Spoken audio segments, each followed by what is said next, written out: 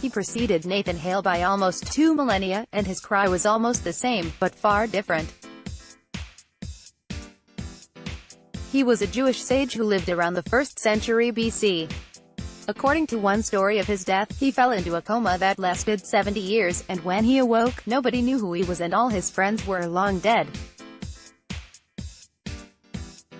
His solitude was too much, and he said to God, "Give me friends or give me death." His name was Ani Hamagel, Ani the circled drawer, and he died shortly thereafter. One may question how long he was asleep, but the import is the same. Friends. People who share our confidences, our experiences and our beliefs are usually our friends, and the ingredient that binds this all together is a sense of humor. Something's missing socially, something has gone missing in the past few years, or even the past decade. People just aren't connecting in the usual way. Maybe it's the growth of suburban living, where meeting people can take more of an effort than just running into them on the way to the bus stop or at the drugstore. Maybe it's deeper than that. Maybe it's the decline of religion, of deeply shared beliefs. Showdowns between what a secular state is supposed to be and what its citizens are supposed to believe are always cropping up in the news. In the U.S., it's about whether some institution or another is allowed to have a certain display or organize a certain event if there's federal funding involved. The merits of each case may be up for debate, but the result is that religion and its core beliefs are under siege. Religion is looked at as an anachronism, at least in the mass media. Churches, especially in Quebec, Canada, are museum pieces that can't be sustained by their dwindling congregations. Synagogues seem to be holding their own, but the size of the Jewish population is nowhere near the Christian one. Other faiths are constructing houses of worship, but again, they're nowhere close to the majority.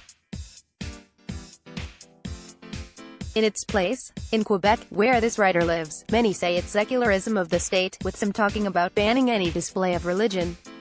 Aside from the matter of impinging on individual rights in all sorts of ways, this trend denies us a familiar way of meeting.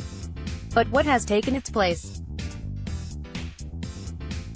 Limited places to find friends. Most people find friends or mates at work or school. University works in that regard. There are societies, team sports and leagues that encourage bonds to form, and these can be healthy bonds, as well. The emphasis is on the single worker who goes from contract to contract. He or she has no steady workmates, no one to share a triumph, a grievance or a thought with. But what about work? The gig economy is encroaching more and more. From the low-level, hand-to-mouth wage chasing of the Uber driver, to people offering graphic design or any supporting role to a major business, the emphasis is on the single worker who goes from contract to contract. He or she has no steady workmates, no one to share a triumph, a grievance or a thought with. Or even a coffee. We all buy more and more items online. Things we thought couldn't possibly be purchased in any way but in person can be obtained with a few, sometimes quite a few, clicks of the mouse. Returning them for any reason is easy, maybe even expected. And that casual interaction with the sales staff is gone. That doesn't, and never did, count as making a friend, but it counted for something, and it broke up the solitude of our existence. Facebook friends have been dismissed long ago. We don't know each other, except for birthdays and whatever else we put on our bio page. Chances are, we'll never share a coffee or a chat, or a real corner of the physical universe. In fact, we might even regret a real meeting.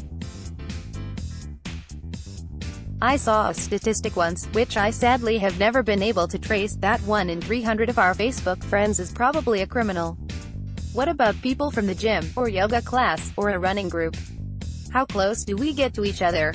How many share confidences, a glimpse of some dark secret, assuming that we have one or two? How many would help us when we need it? Would they take our side in an argument?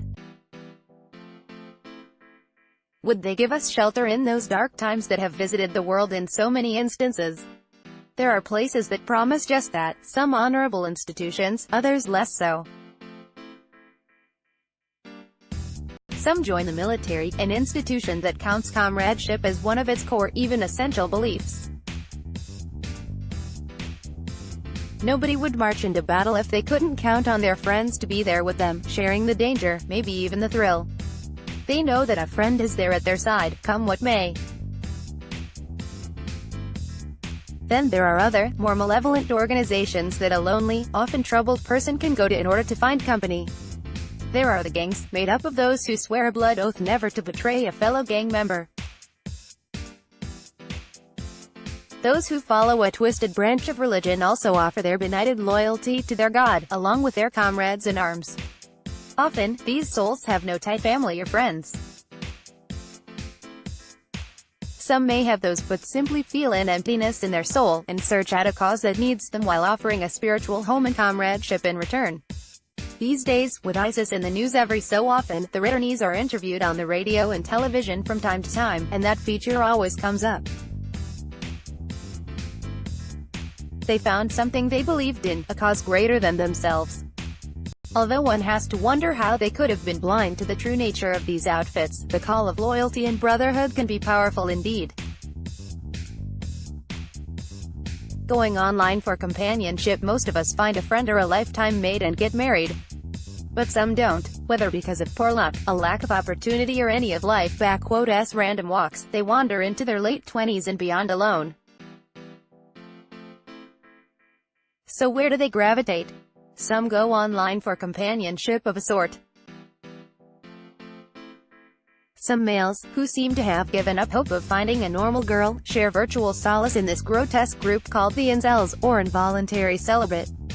There was a time when they would just go bowling, or join a church-sponsored activity. Maybe somebody would suggest a blind date. But that's gone. We've gotten used to finding shared interests in the cyber world, where we can present one facet of our personality, often one that's abhorrent in real, face-to-face life. These particular people dream of committing mayhem. What is a true friend? The author's late father in the mid-1950s, courtesy of Philip Mann. What is true friendship, anyway? I believe it's a relation that can withstand months, even years of separation, and still be as vitalizing and invigorating as if the two had never parted. It's two people who can handle each other's faults and relegate them to a sideshow.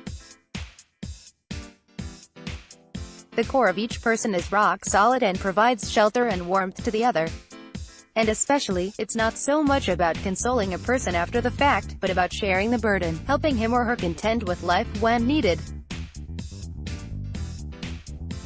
For a shining example of what a friend does, I'll go back to my late father, who was a better man than I am in many ways. My father was a child of the Depression, who never made a lot of money in his life. He wasn't especially devout, considering he was a member of the Young Communist Party in the early 1930s. But he did attend synagogue, partly because it was a part of his upbringing and provided a social milieu. This event took place around 1967, when I was about 12 years old. Dad had a friend named Hershey. This fellow made his living as a stretcher-bearer, and also by hauling cast-iron bathtubs up stairways. He was as big as a bear, with a voice like a cement truck, but gentle as a lamb. He was also a bit slow. Think of Lenny and of Mice and Men. Hershey had an assigned task on Saturday night in our synagogue. He had to bring the various utensils used at the end of the Sabbath ceremony, namely, a silver spice box and wine goblet and tray. Another member of this small and aging congregation thought it would be fun to watch Hershey search and fumble for this kit if the items were hidden away. So he hid them in another cubby. On cue, the elderly members started chuckling, as Hershey searched for the items. My dad saw what was going on, went to his side, faced them and yelled out, "Why are you laughing? You're the foolish ones." Related, read Seasons of Friendship, Going Out on a Limb to Plant Seeds for New Growth. Image 1, Pixabay. 2, Pixabay. 3, Philip Mann. Subscribe.